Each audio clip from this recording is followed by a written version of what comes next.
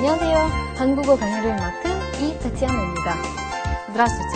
С вами вновь курс корейского языка для домохозяек. И я, Татьяна. На прошлом уроке мы с вами научились совершать покупки для себя. На этом уроке мы продолжим тему.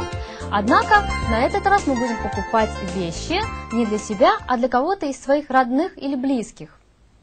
Допустим, что через несколько дней скоро у вашего, допустим, свекра день рождения.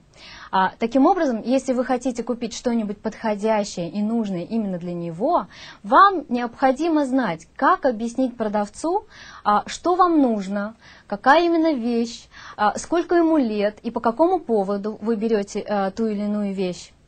Итак, сегодня мы научимся всем этим фразам, а также мы с вами выучим, как говорить правильно и грамотно о старших по возрасту или по рангу, употребляя вежливую, уважительную форму слов. Итак, начнем.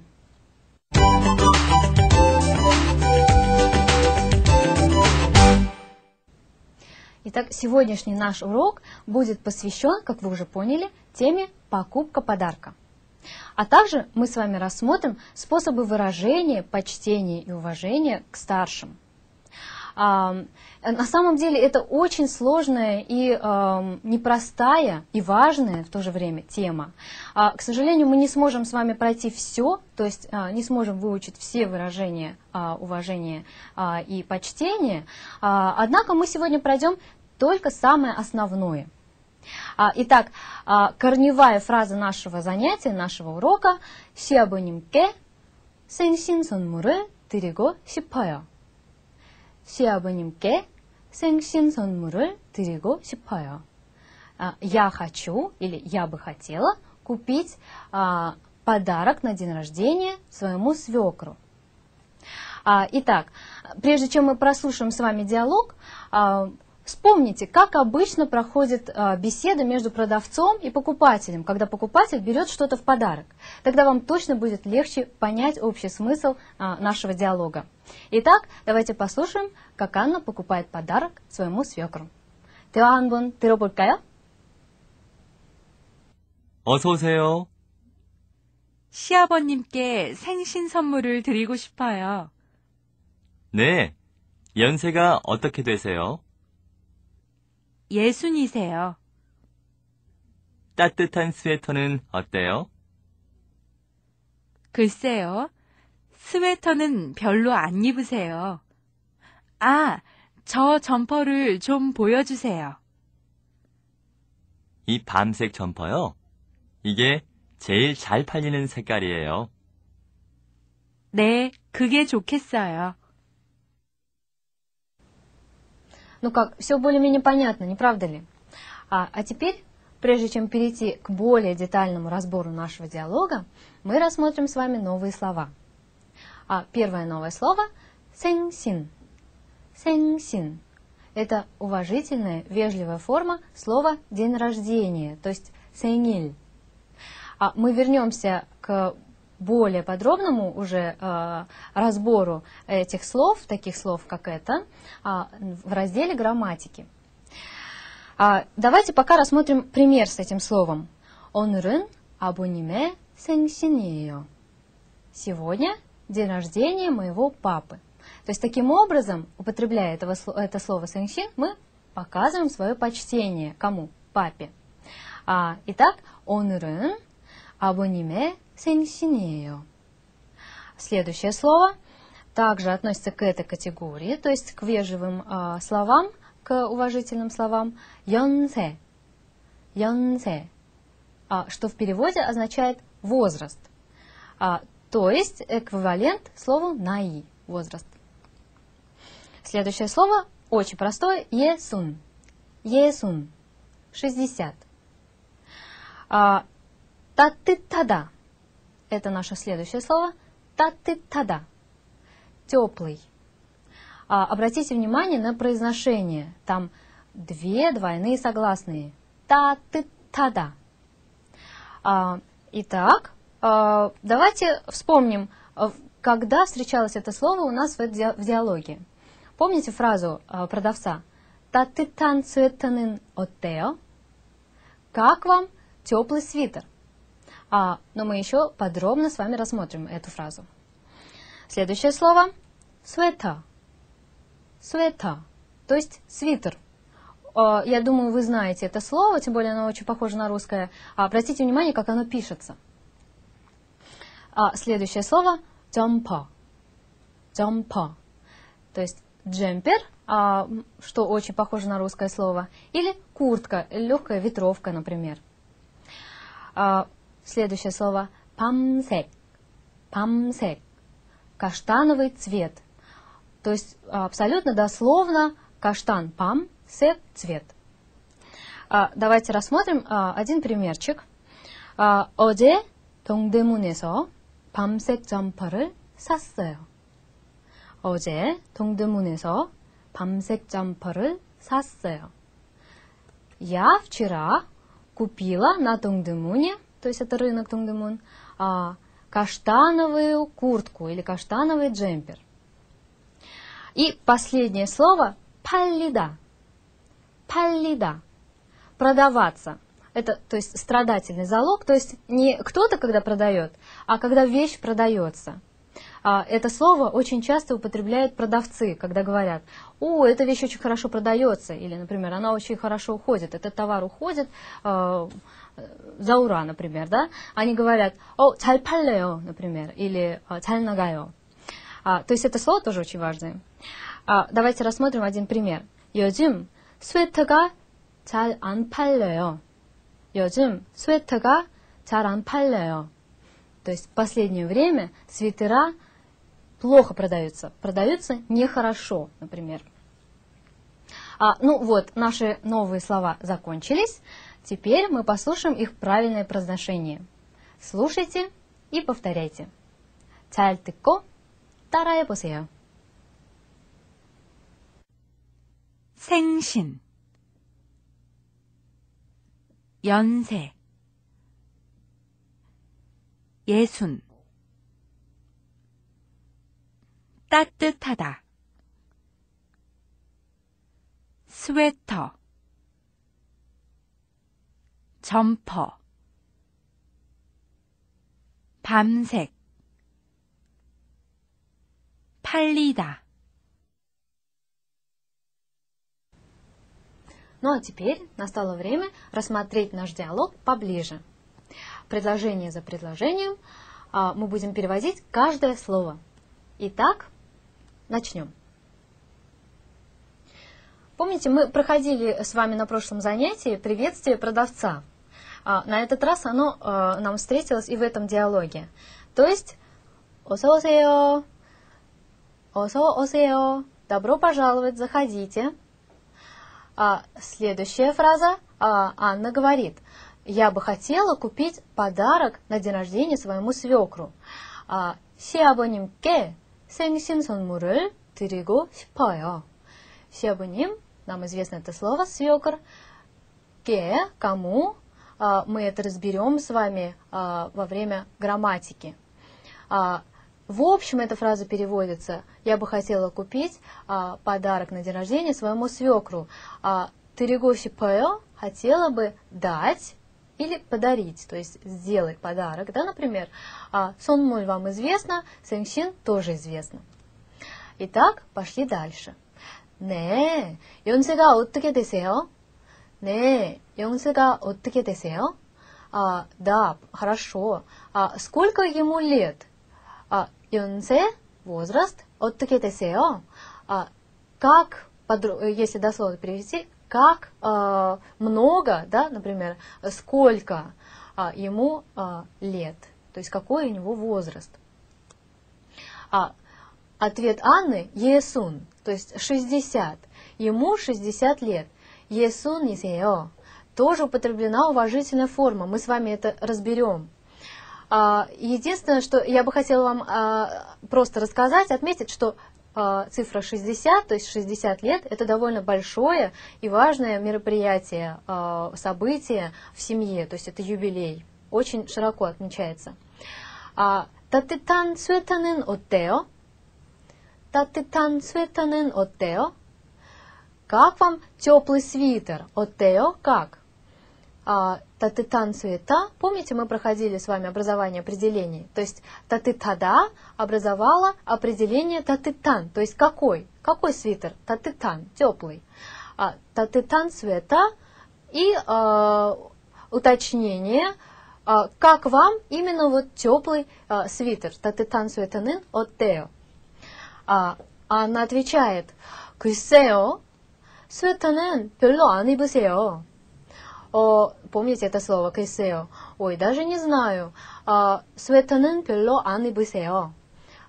Вот свитер, опять-таки, подчеркивание, свитера, он не особо носит, то есть 별로 не особо, то есть не очень, 안 입으세요, не очень носит свитера. Опять-таки употреблена форма вежливого глагола. То есть я думаю, что вам это известно, но мы все равно к этому вернемся во время грамматики. 저 점퍼를 좀 보여주세요. 저 점퍼를 좀 보여주세요. Ой, покажите, пожалуйста, вон тот джемпер, то есть вон ту куртку. 보여주세요, вам известна форма вежливой просьбы. 보여주세요, покажите. 좀 보여주세요, пожалуйста, покажите. И 밤색 점퍼요. Этот каштановый джемпер, то есть эту каштановую куртку, в зависимости от того, что там имеется в виду под словом джампа, вам известны эти слова, так что я не буду заострять тут внимание. 이게 제일 잘 팔리는 색깔이에요. 이게, то есть это, 이것이, сокращенная форма вам известна, 제일, самое-самое, то есть превосходная форма, 잘 팔리는, 제일 잘, то есть самый хорошо продаваемый цвет, 팔리는, опять-таки образованное от глагола 팔리다, определение при помощи 는, помните? 색깔, цвет, то есть 이게 제일 잘 팔리는 색깔이에요. Это самый хорошо продаваемый цвет, можно перевести на русский язык. И что нам ответила Анна? 네, 그게 좋겠어요. Да, пожалуй, это пойдет. 그게 좋겠어요. А теперь мы с вами рассмотрим вежливые формы слов. Выражение уважения в корейском языке, исторически так сложилось, играет очень важную, значительную роль при разговоре. Вам, наверное, известно, что исторически уважение к старшим считалось одной из самых важных добродетелей. Таким образом, этот аспект, то есть этикета, отражен во всех практически областях, во всех сферах корейской культуры. Вам также известно, например, такие простые примеры приведу, такие неписанные, так скажем, законы, что когда вы подаете или принимаете какие-то предметы от старших по сравнению с вами по возрасту, например, или по рангу людей, вам необходимо задействовать обе руки, например, или так, вы, наверное, видели это. И также при прощании или при приветствии вам необходимо склонить голову или туловище для того, чтобы выразить свое приветствие, а также и уважение. Но я думаю, что все эти вещи, все эти детали вы видите в повседневной жизни. Сегодня мы с вами будем рассматривать только языковой аспект. То есть единственное, что я хотела сказать, что это действительно очень важно выражать, не забывать выражать уважение, так как в словах, так и в своих жестах или каких-то движениях, поведении. Поскольку если вы забудете это сделать, например, или не употребите ту или иную форму уважения, то есть вежливую форму, это может оскорбить человека, вашего собеседника, и, может быть, даже он не захочет с вами в дальнейшем общаться. Итак, сегодня мы рассмотрим существительные, окончания вежливые и также глаголы. Итак, начнем с окончаний. Вам известно, что в корейском языке также существует окончание именительного падежа. в уважительной, вежливой форме оно будет звучать как queso. Queso. То есть, вне зависимости от того, заканчивается существительное на согласную или на гласную, мы прибавляем queso, в отличие от классического, от простой формы окончания и или га. То есть, если мы говорим, например, нега или аннага, то мы в отношении к людям, которые старше вас, говорим queso, например, харабузи queso, например. Далее мы рассмотрим с вами окончание ке. Окончание ке – это также уважительная форма окончания дательного падежа. Эге или ханте. Я думаю, вы помните эти окончания, которые выражают, что вы кому-то что-то, например, дали или, например, сказали и так далее. Например, если мы говорим просто аннеге или, например, кысарамеге, кысараманте, например, в вежливой, уважительной форме это будет звучать, например, сиабыним ке или, например, сенсеним ке. Итак, мы с вами рассмотрели два основных окончания. По поводу существительных. Как вы уже убедились из нашего диалога, существуют специальные существительные в вежливой форме, которые показывают ваше почтение к объекту, к тому или иному человеку. То есть день рождения будет не просто сэнил, а будет сэнсин, как вам известно. То есть мы говорим хальмоnie сэнсин, то есть день рождения бабушки, хальмоnie сэнсин. Относительно возраста мы говорим йонсе. Опять-таки вы знаете это слово, мы его выучили уже. Йонсе, то есть сиабониме, например, йонсе, возраст свекра. Далее, новое слово, которое мы сегодня не рассматривали, это слово дом, то есть тек. Это также вежливая форма обычного слова тип, но она употребляется опять-таки относительно дома кого-то из старших. Ну, например, кынабуди тек, например, дом старшего дяди. Кынабуди тек. И последнее существительное, последнее слово, это мальсым. Мальсым. На русский язык оно переводится как речь. То есть есть обычное слово маль, так это будет эквивалент в вежливой форме мальсым. То есть когда мы говорим харабудие мальсымы тыройо, нам необходимо употребить именно мальсым, а не маль. То есть мы не можем сказать харабудие 말을 들어요. Мы говорим 할아버지의 말씀을 들어요. То есть слушай то, что говорит дедушка. Слушай слова, речь дедушки. То есть я думаю, что в общем вам понятно. Для того, чтобы посмотреть, как употребляете эти слова, давайте посмотрим на конкретные примеры. Тогда вы точно уловите контекст, когда что употребляется. Итак, примеры. 내일은 시어머니의 생신이에요. Завтра день рождения свекрови. 내일은 시어머니의 생신이에요. Следующий пример. 어머님의 연세는 60이세요. Моей маме, то есть маме 60 лет. То есть возраст моей мамы дословно 60 лет. 어머님의 연세는 60이세요. Следующий пример со словом 댁, дом. 동생은 어제 큰 아버지 댁에 갔어요. 동생은 어제 큰 아버지 댁에 갔어요. Сестренка или братишка, в данном случае непонятно, вчера поехал домой к дяде. Ну а сейчас мы подробнее рассмотрим образование вежливых форм глагола. Вежливая форма глагола образуется при помощи суффикса «си», который прибавляется к основе глагола. И в зависимости от того, заканчивается опять-таки ли основа глагола на гласную или на согласную, мы прибавляем в случае с гласной «си» и в случае с согласной «ыси».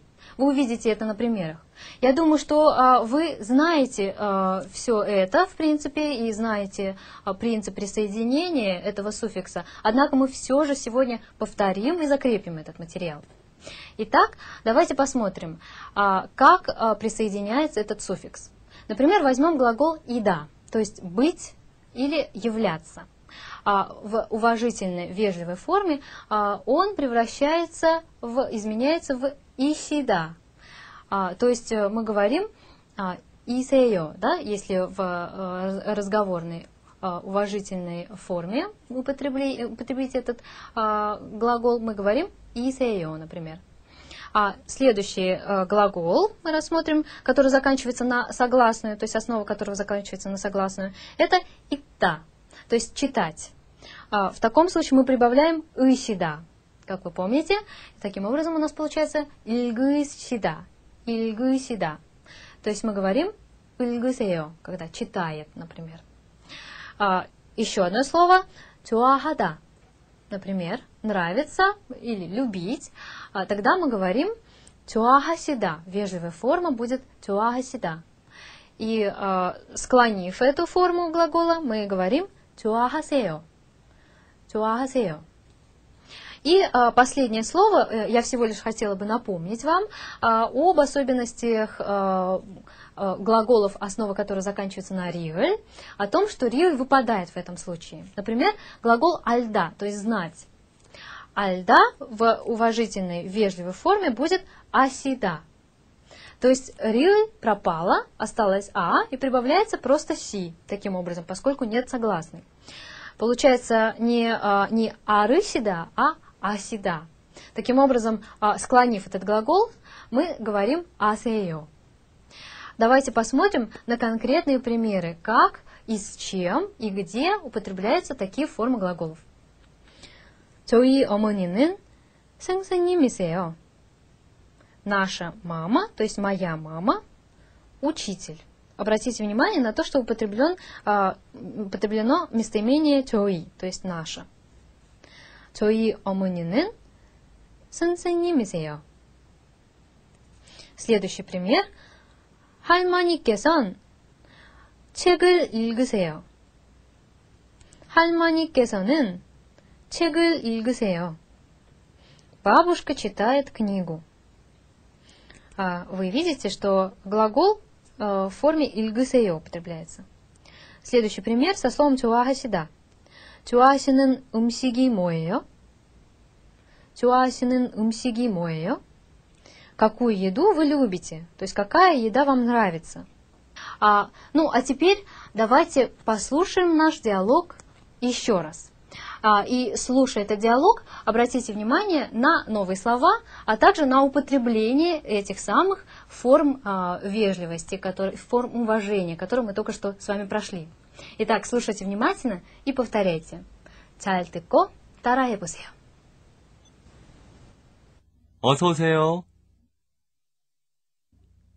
시아버님께 생신 선물을 드리고 싶어요.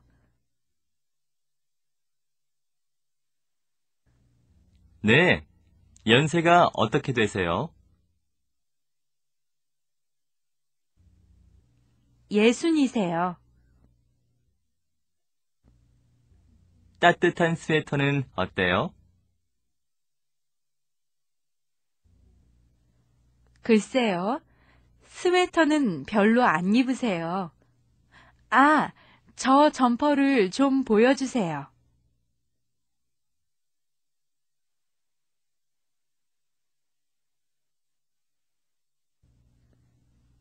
이 밤색 점퍼요?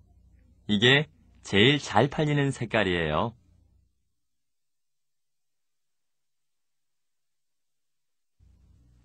네, 그게 좋겠어요.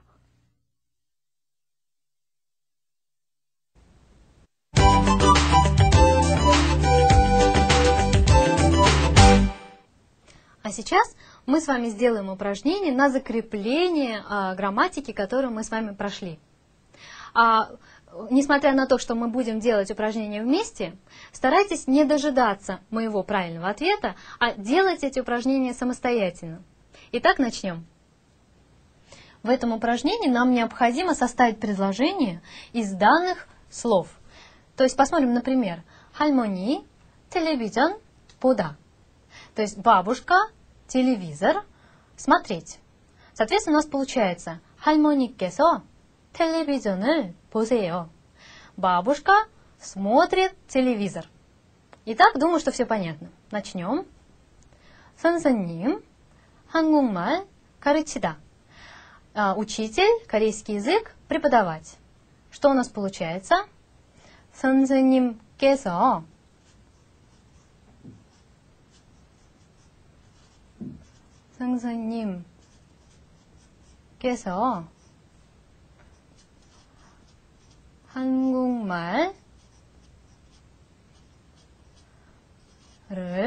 한국말을 가르치세요.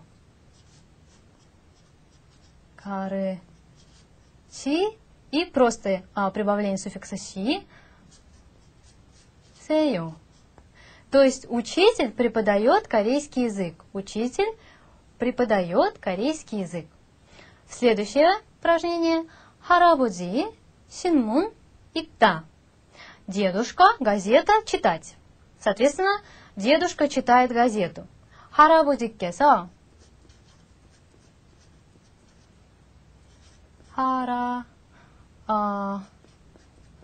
할아버지께서 окончание именительного падежа 신문을 газету 신문을 읽으세요. Да, у нас на согласную заканчивается основа глагола. Таким образом, 읽으세요. Думаю, это несложное упражнение для вас. Следующее. 어머님 선물 주다. То есть мама подарок давать. Соответственно, мама дала подарок. 어머님께서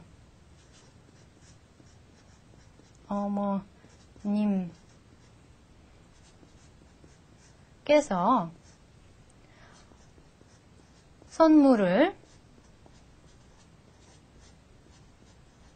что сделала? 주셨다. 주세요.